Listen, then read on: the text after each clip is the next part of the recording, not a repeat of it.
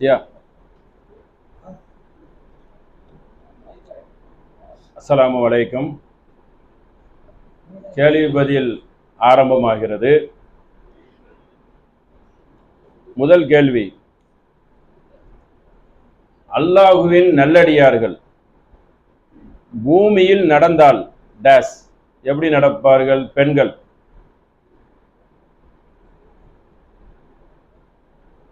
தம்சீஃபில் அர்தி, பூமியில் நல்லடியார்கள் நடந்தால் டேஸ். பெண்கள். ஆண்கள்.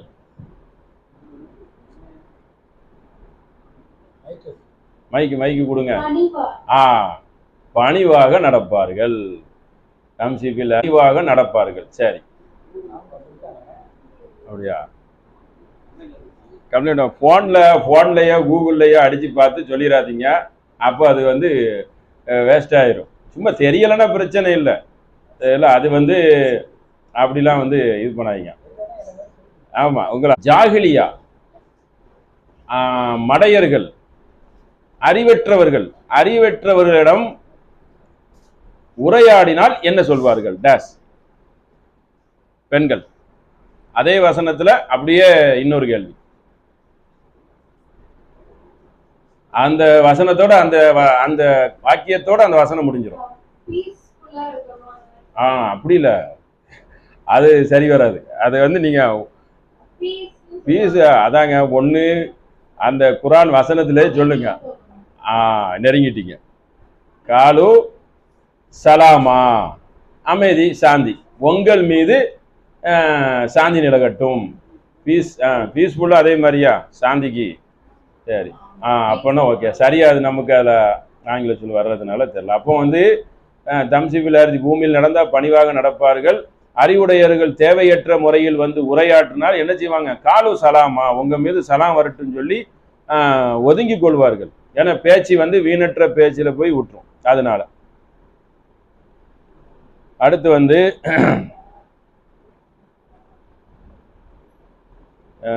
நபிகள் நாயகம் ஸல்லல்லாஹு அலைஹி வஸல்லம் அவர்கள் எந்த மருமகனுக்கு ஒரு கால்நடையை, அதாவது உண்ணக்கூடியதை அதை அன்பளிப்பாக கொடுத்தார்கள்? இல்ல, கால்நடைன்னு வேற சொல்லி இருக்கிறார். கால்நடை இது சாப்பிட்ற பொருள், இது மாதிரி. அது அப்படின்னு சொன்னா அவ கணிச்சிருவாங்கள, மாடுங்க அப்புறம் பிடிச்சிருவாங்க அப்படியே. அதான் டேஸ். ஆமா ஆமா, அது அப்புறம் அதே அடுத்த கேள்வி, என்ன கொடுத்தார்கள்? அலி அதான் கால்நடையில பர்டிகுலரா இருங்க. இல்ல, சரி, மூணு சொல்லக்கூடாதுங்க, ஒன்னு சொல்லுங்க. அப்போ ஒட்டகமா உறுதியா சொல்லணும். அப்போ சரி, ஒட்டகம் தான். சரிங்களா? ஒட்டகம், மாஷா அல்லாஹ். அப்போ ஒட்டகம் கொடுத்தாங்க. என்னெல்லாம் ரெண்டு சொல்லியிருக்கியோ, அது எந்த போர்ல கொடுத்தாங்க அதையும் சொல்லுங்க. ஒரு போர்ல நபி ஸல்லல்லாஹு அலைஹி வஸல்லத்துக்கு ஒரு அதுல ஒரு அந்த அவங்களுக்கு ஒரு கிடைக்குது, கனிமத்துல அவங்களுக்கு ஒரு இது கிடைக்கும். அதுல கொடுக்குறாங்கன்னா அப்போ அது அவங்க சும்மா வாங்கி கொடுக்க முடியாது. அவங்களே ஏழ்மை நிலை தானே. நபி ஸல்லல்லாஹு அலைஹி வஸல்லம் என்னது ஏழ்மை நிலையில இருக்கிறாங்க.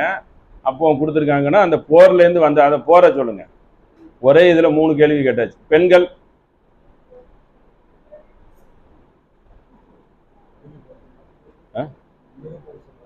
இல்ல, அடுத்து இன்னொரு போருக்கு வருவாங்க.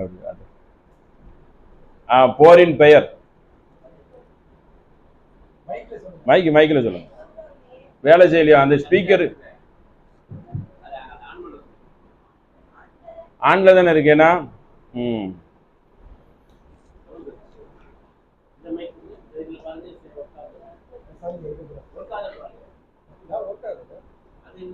இந்த நல்ல மைக்கு அவங்கள்ட்ட கொடுத்துட்டு அதை இங்க கொண்டு வந்துருங்க. இல்ல,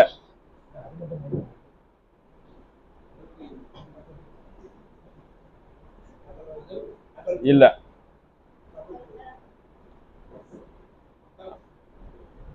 ஆண்கள். ரொம்ப ஈஸிங்க, பிரபலியமான போருங்க. அப்படின்னா அவ்வளோதான், பிரபலியான பதில் போர் தான். முதல் போர்ல தான் அந்த சம டயத்துல தான் கட்டி கொடுக்கும். சொல்லிட்டீங்களா? சரி, அங்கே வந்துருச்சு பதில். பதில் போர்ல தான் அந்த ஒட்டகத்தை அலி ரலியல்லாஹுவுக்கு என்ன செய்யறாங்க, கொடுக்குறாங்க. இதை வந்து அந்த வரதட்சணைக்கு தூக்கி பிடிச்சிடக்கூடாது அப்படியெல்லாம் இதை பேசுவாங்க சில போர். இது கல்யாணத்துக்கு அப்புறமாக அலி ரலியல்லாஹுவுக்கு ரொம்ப சிரமப்படுவாங்க. அவங்களும் ஏழ்மை நிலை தான். அப்போ வந்து மருமகமாக கஷ்டப்படுறாங்கன்னு சொல்லி உதவி அடிப்படை. அப்படி செய்யலாமான்னு கேட்டால் செய்யலாம், உதவி செய்யலாம். சிரமப்படச்சில மாமா மருமகன் குடும்பத்துக்குள்ள யார் வேணாலும் சேர்ந்துக்கலாம். சிரமனாலே உதவி செய்யறது தானே. நபி ஸல்லல்லாஹு அலைஹி வஸல்லம் நடப்பது நடக்கிறோம்ல, அந்த நடக்கிறது எந்த மகளின் சாயலில் இருக்கும். அந்த ஒரு நடக்கிறது, பிள்ளைங்க சாடெல்லாம் வரும்ல நடக்கு. சரி, அந்த நடை எப்படி இருக்கும் அதையும் வர்ணிச்சாங்க, அதையும் சேர்த்துருங்க. அப்போ ரெண்டு விஷயம் இருக்கு. ஒன்று நடைய வர்ணிச்சு நடை பார்த்து அவங்க எப்படி இருக்கும், அந்த நடையை எப்படி ஏங்க கரெக்டு தான். தந்தையை பொழுதுதான் மக நடந்திருக்காங்க, அந்த நடந்து போறத வர்ணனை செய்வாங்க, அந்த ஸ்டைல் அது எப்படி அப்படி உண்மையா நடக்கிறது பொதுவான செய்தி. இன்னொரு வர்ணனை, அந்த வர்ணனை வைத்து தான் நடக்கிறத ஒப்பிட்டு. ஆண்கள் சொல்லுங்க பார்ப்போம். நடைய சொல்லுவோம்லங்க, இப்படின்னு பல நடைகள்ல பல வேகமா நடப்பாங்க, அசுமந்தமா நடப்பாங்க, ஒவ்வொருக்கும் அந்த அதே மாதிரி அந்த இது அவங்கள்ட்ட வரும். அந்த அதுல ஒரு நடை என்னன்னா, அவங்க சுறுசுறுப்பா நடக்கிறவங்க தான். நபி ஸல்லல்லாஹு அலைஹி வஸல்லம் வேகமா நடப்பாங்க, நல்லா அப்படிலாம் இல்லை, சுறுசுறுப்பா இருப்பாங்க. ஆனா நடக்கச்சல அந்த ஒரு சாயலை சொல்றாங்க, ஒரு சாடை, ஒரு ஸ்டைல. எப்படி என்று கேட்டால் ஒன் சைடு அப்படி சரிஞ்சது போல், இப்படி சில பேருக்கு அப்படி நட இருக்கும். அதே போல்தான் பாத்திமா ரலியல்லாஹு நடந்து வருவதை பார்த்தால் நபிகள் நாயகம் வருவது போல இருக்கிறது. அப்படி ஒன் சைடா சாஞ்சி கையெல்லாம் அப்படி வீசி, ஒவ்வொருத்தருக்கு அந்த வாரிசு அடிப்படையில் வரும் ஒரு இது. அந்த மாதிரி இவங்களுடைய நபிகள் நாயகன் நடையும் நம்ம தெரிஞ்சுக்கலாம்.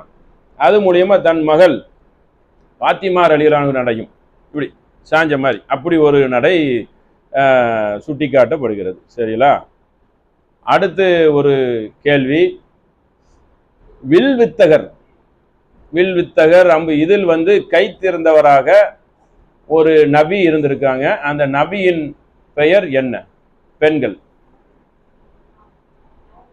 வில்வித்தகர்னா அந்த வில்லு விடுறது, அம்பு வச்சு எய்வோம்ல, அந்த மாதிரி இல்ல.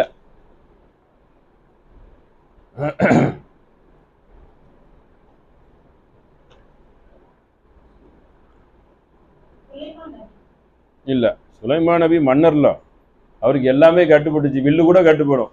அந்த மாதிரி ஒரு பாக்கியத்தை அந்த நபி கொடுத்ததுனால அது வாய்ப்பு வராது. அதான் நபிமார்களில் ஒருவன் தானே. இவங்க கூட பிரபலியமான நபி தான், ரொம்ப முக்கியம் வாய்ந்த நபி.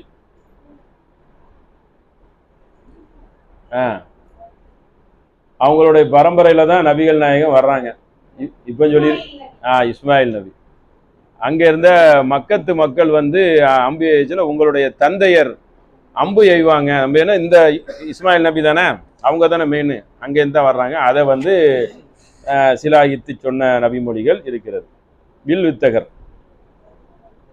அடுத்து நபிகள் நாயகம் ஸல்லல்லாஹு அலைஹி வஸல்லம் அவர்களுடைய ஒட்டகம் ஒரு பந்தயத்தில் தோல்வியை அடைந்து விட்டது. அந்த ஒட்டகத்தின் பெயர் என்ன? பெண்கள் இல்ல,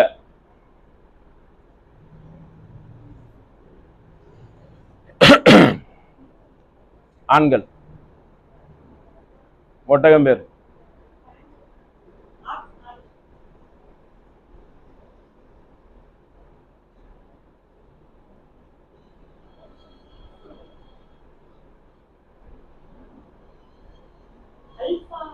அதான் அல்பா, உல்பா. உல்பாங்கிற ஒட்டகம் பந்தயத்துல வந்து தோல்வியை தழுகிறது. உடனே நபிகள் நாயகத்திட்ட தோல்வியை சந்திச்சேன்னு சொன்னோடனே மேலே உள்ளது எப்பொழுதுமே என்ன செய்யும், கீழே ஒரு நாள் வந்துதான் ஆகும் என்று கூறினார்கள் அந்த இதுக்கு விடையா. அடுத்து பின் வரக்கூடியவர்களில் பின் வரக்கூடியவர்கள்னா அந்த மக்கள் இன்னைக்கு கியாமத் நாள் வரைக்கும் வரக்கூடியதை கூட வச்சுக்கிறங்க. அவருடைய புகழை நிலைக்க செய்தோம். யாரின் புகழை நிலைக்க செய்தோம்? அந்த நபி யார்? பெண்கள். அந்த புகழுக்கு சொந்தக்காரர் யார்? ஆண்கள். அதாவது பின் வரக்கூடியவர்களில் அதோடைய தொடர்ச்சியில அவங்க கேட்ட துவாலாம் வரும். இப்ராஹிம் நபி கணிச்சிட்டாங்க. அது வரக்கூடிய இப்ராஹிம் நபியை வந்து தொடர சேர்ந்திருக்காங்க அல்லாஹ். அது அவங்க மூலியமா தானே அந்த மார்க்கம் நபிகள் நாயகத்தை கூட இப்ராஹிம் நபியை நீ முகமதே பின்பற்று அப்படிங்கிற சொல்ற அளவுக்கு இருக்கிறது. நம்ம கூட அத்தகையத்தில் என்ன செய்யறோம்? நபியுடைய உம்மத்தாக இருந்தாலும் இப்ராஹிம் நபியை அதில் என்ன செய்கிறோம்? சேர்த்துக்கிறோம். அல்லாஹும்ம ஸல்லி அலா முஹம்மதின் வ அலா ஆலி முஹம்மதின் கமா ஸல்லைத அலா இப்ராஹிம் நபியுடைய குடும்பத்துக்கும் அவங்களுடைய இதுக்கும் எப்படி அருள் புரிந்தாயன்னு கேட்குற அளவுக்கு அல்லாஹ் என்ன செய்திருக்கான்? மேம்படுத்தி இருக்கிறான்ல. அப்படி அந்த தூதரை அதிகம் மேம்படுத்தியிருக்கான். பல கட்டளைகள் மூலம் சோதித்து பார்த்தோம். அதை முழுமையாக நிறைவேற்றினார். அந்த நபி யார்? அதுவும் இப்ராஹிம் நபி. அப்போ பல கட்டளை சோதனை என்ன செஞ்சுட்டாங்க? எல்லாத்திலையும் தேர்ச்சி பெற்றார் என்று அல்லாஹ் என்ன செய்யறான்? சிலாயித்து சொல்லுகிறான். சாமிரியின் ஒருவன் வந்து அந்த மாட நகையெல்லாம் உருக்கி மூசா நபி வேற ஒரு இடத்துல அந்த வேதம் வாங்க பெறுவாங்க. ஹாரூன் அவங்க சகோதரர்கிட்ட விட்டுட்டு, அப்போ அதை வந்து கடவுள் மாதிரி பனி இஸ்ரேல் வந்து வணங்கிடுவாங்க அந்த சத்தத்தை போட்டவுடனே. அதுக்கப்புறம் அந்த அந்த மாட்டை மூசா நபி என்ன செய்வார்? அதான் கேள்வி. ஒரு மாடு மூலியமா அந்த பனி இஸ்ரேல்கள் வந்து இன்னைக்கு மாட்டை வணங்குற மாதிரி அன்னைக்கு அவனோட வந்து அந்த மாட்டில் ஒரு முட்டாளா விழுந்துட்டாங்க. விழுந்து அப்படியே கடைசியில் மாட்டிலேயே மாட்டிக்கிட்டாங்க. ஏன்னா அப்படியே அந்த பக்ரா வரலாறு மாடுன்னு இருக்குல்ல, கடைசியில் மாடை கடவுள் அந்தஸ்துக்கு சாமிரி ஏமாத்தச்சுல அதுலேயே விழுந்துட்டான். அப்புறம் வந்து மூசா நபி திரும்ப வர்றாங்க. வந்த உடனே அடுத்து அந்த மாட்டை என்ன செய்யறாங்க? என்ன மாதிரி இருக்குது அந்த செய்தி என்ன?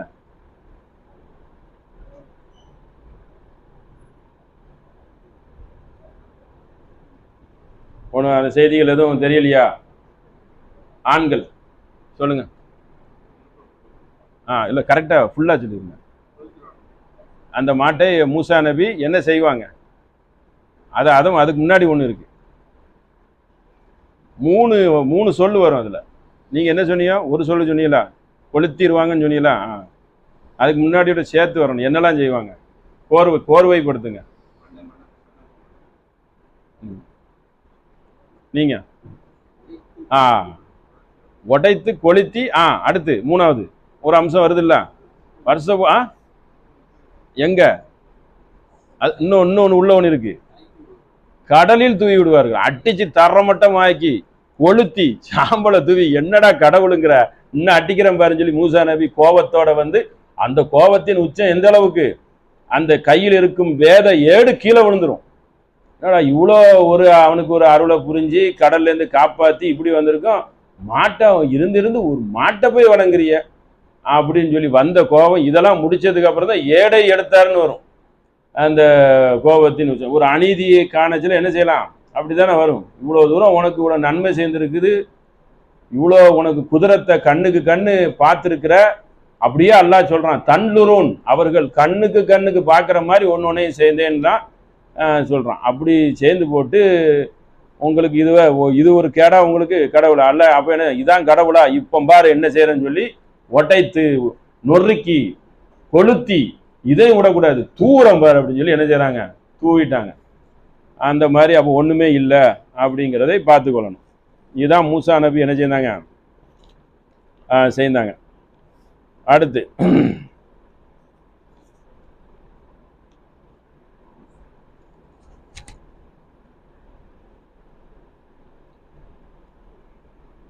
லா எதுகுலு ஜன்னா, சொர்க்கம் செல்ல மாட்டார்கள்.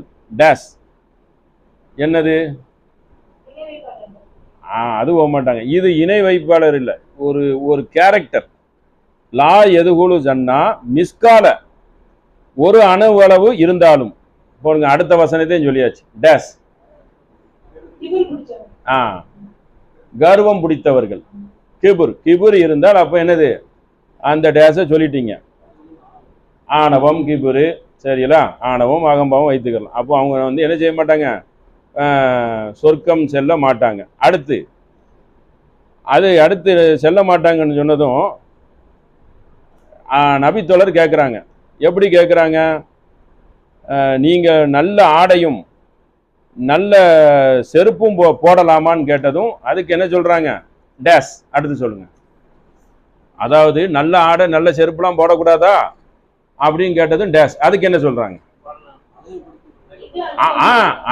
ஓர்வையா சொல்லுங்க. அழகுபடுதான். அது என்ன? அதுக்கு அடுத்த வசனம் சொல்லணும்ல. நான் அது அப்படி சொல்லுங்க. அதுக்கு அந்த கரெக்டா அந்த கோர்வையை சொல்லுங்க. பெண்கள் சொல்லுங்க. அதாவது செருப்பும் ஹசனத்தில் நாலுகா முலாபஸ் அடங்காது. அதுக்கப்புறம் அதை சொல்லி முடியுது அடுத்த வாக்கியத்தோட. அதுதான் முக்கியமானது. அதோட அந்த ஹதீஸ் முடிவடைந்துடும். அப்போ நீங்க இல்ல அதெல்லாம் கிடையாது. அதாவது செருப்பு அணியலாம், நல்ல ஆடை அணிந்து கொள்ளுங்கள். அது வந்து எதுல வராது? கிபுரில் வராது. அடுத்து என்ன வரும்? ஹிப்புல் ஜமாலு. ஹிப்பு அல்லாஹுவே அப்படி இல்ல, அல்லாஹுவே அழகானவன். அல்லாஹு அழகை விரும்புகிறான். அப்புறம் அதுக்கு விளக்கம் கொடுக்கணும்ல அந்த ஆணவத்துக்கு. அப்போ அவங்க கேட்குறாங்களா, செருப்பும் இதுவும் போடலாம், அல்லாஹு அழகை விரும்புகிறான், அல்லாஹு அழகானவன், அல்லாஹு அழகை விரும்புகிறான். இன்னல்லாக ஜமீலுன், அல்லாஹு அழகானவன், ஹிப்புல் ஜமாலு, அவன் அழகை விரும்புகிறான். அப்போ எது கிபுர்ல சேரும்? அதோட முடியுது. ஒண்ணுக்குள்ள கடைசியா தான் 2 வாக்கியம். அப்போ கிபுர்ல என்னது? ஆண்கள். அதை சொல்லுங்களா, தமிழோட சொல்லுங்க. அதோட முடியுது லாஸ்ட். இல்ல அப்படி அதான் ஆணவம் தானே சாப்டர். அதுக்கு கீழே விளக்குறாங்க, தப்சீர் கொடுக்குறாங்க. இப்படி இப்படி கேட்க சொல்றது இல்ல. அந்த மாதிரி முதல்ல ஒண்ணு சொல்லிட்டாங்க. இல்ல பத்ருல் ஹக் வ கம்மத்தன் நாஸ்.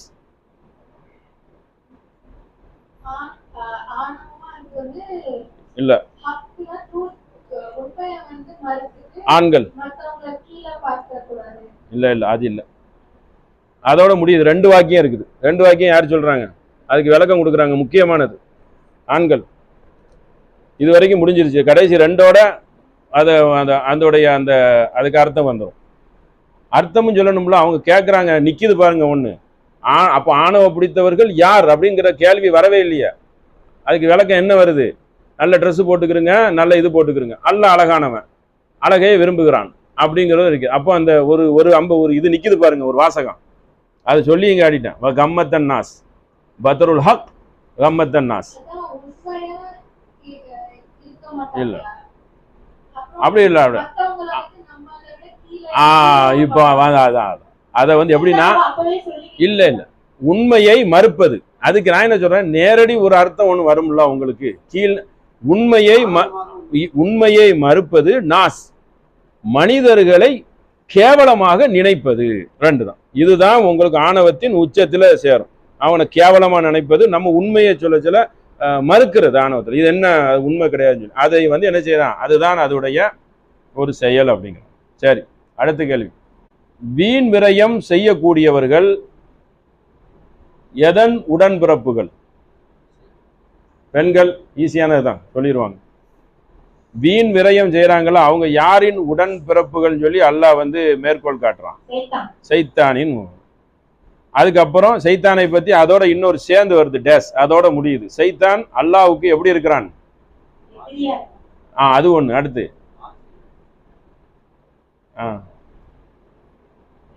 லி ரப்பிஹி குஃப், நன்றி கட்டவனாக இருக்கிறான். அதனால நீங்களும் இப்படி வேஸ்ட் பண்ணி அவனுக்கு உடன் பிறந்தவங்களாக ஆகிவிடாதீங்க.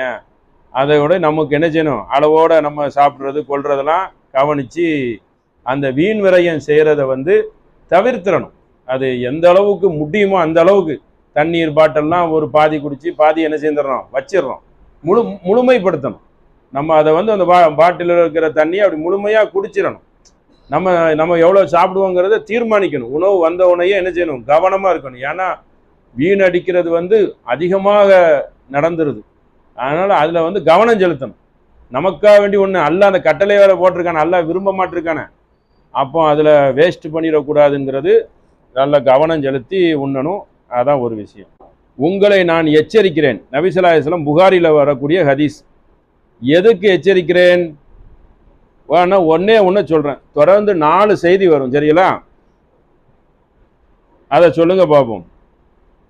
உங்களை எச்சரிக்கிறேன் சந்தேகப்படுவதை விட்டு. அடுத்து இதுவும் பிரபலியமான ஹதீஸ் தான். 4 வரும், 4 வாக்கியம் வரும். ஒன்று சந்தேகம் கொள்ள, வீணற்ற சந்தேகம் கொள்ளக்கூடாது, நல்லுள்ளம் கொள்ளணும் மீன் மேலே. அந்த மாதிரி அது அப்புறம் அவரும் சந்தேகம், அப்புறம் ஆராய்ச்சிக்கு போயிடுவான், அப்புறம் கோல் மூட்டை போயிடும், 4-5 ஆயிரும், அடுத்தடுத்து அப்புறம் பாவத்தில் போய் விழுந்துருவோம். அப்போ எச்சரிக்கிறாங்க, என்ன செய்யக்கூடாது? சந்தேகம் படாதீர்கள். ஈயாக்கும் வதன்னல் அக்தப, சந்தேகம் பண்ண போய் அப்புறம் வந்து ஒன்று ஒன்றா அவனை இது பண்ணிடுவேன். இதை விட்டு அவனை எச்சரிக்கிறேன். ஹதீஸ வலா தஹ்சபு வலா ஜஸ்ஸசு வலா தஹாசசு. சொல்லுங்க அடுத்து என்னது? அப்போ சந்தேகம் கொள்ளக்கூடாது, அது மிகப்பெரிய பொய்யாயிரும். சந்தேகம் கன்ஃபார்மாக இருக்கணும், அப்போ கேட்கலாம். சும்மா வீணற்ற சந்தேகப்படக்கூடாது, அது வந்து பொய்யில போய் முடிந்து விடுங்கிறாங்க. 2வது சொல்லிட்டேன், அவர் துருவி ஆராயாதீர்கள் அப்படிங்கிறாங்க. 3 ஆகி போச்சு. அடுத்து ஒன்னே ஒன்று தான் இருக்கு. அது அவதூறு வரல. ஒருவருக்கு ஒருவர் துருவி ஆராயாதீர்கள். இதெல்லாம் தெரிஞ்சு வச்சுக்கிறனுங்கிறதுக்காகவும், இதெல்லாம் எவ்வளோ பெரிய ஒரு கெட்ட பழக்கங்கிறதுக்காகவும் தான் நம்ம இதை வந்து பதிவு பண்ணுறோம், வேற ஒன்றும் இல்லை. அப்போ என்னெல்லாம் சொல்லியிருக்கு? சந்தேகம் கொள்வது பொய்யாயிரும். 2 துருவி ஆராயாதீர்கள். 3 ஆச்சு. இல்லை இல்லை அப்படி இல்லை. என்ன சொன்னியா? அடுத்து அதுவும் இல்லை. ஹசது தானே வருது, ஹசதை கண்டுபிடிக்கணும். பொறாமை கொள்ளாதீர்கள். தேவையற்ற என்ன செய்யற பொறாமை கொள்ளாதீர்கள். அடுத்து துருவி ஆராயாதீர்கள், பொறாமை கொள்ளாதீர்கள்.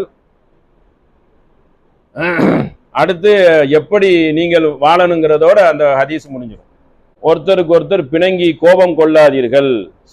அடியார்களே, நீங்கள் இஹ்வானா வகானு இபாதுல்லாஹி இஹ்வானா, அன்போட சகோதரர்களாய் இருங்கள் அப்படின்னு நபி ஸல்லல்லாஹு அலைஹி வஸல்லம் என்ன சொல்றாங்க? ஒரு அன்பு பாராட்டுறாங்க. இந்த மாதிரி நீங்க பண்ண என்ன ஆகும்னா, அந்த சகோதரத்தை வந்து விரிசல் விழுந்துடும். உடனே நம்ம என்ன செஞ்சிடணும்? அதை டக்குன்னு நிறுத்தி வேற சப்ஜெக்டுக்கு என்ன செஞ்சிடணும்?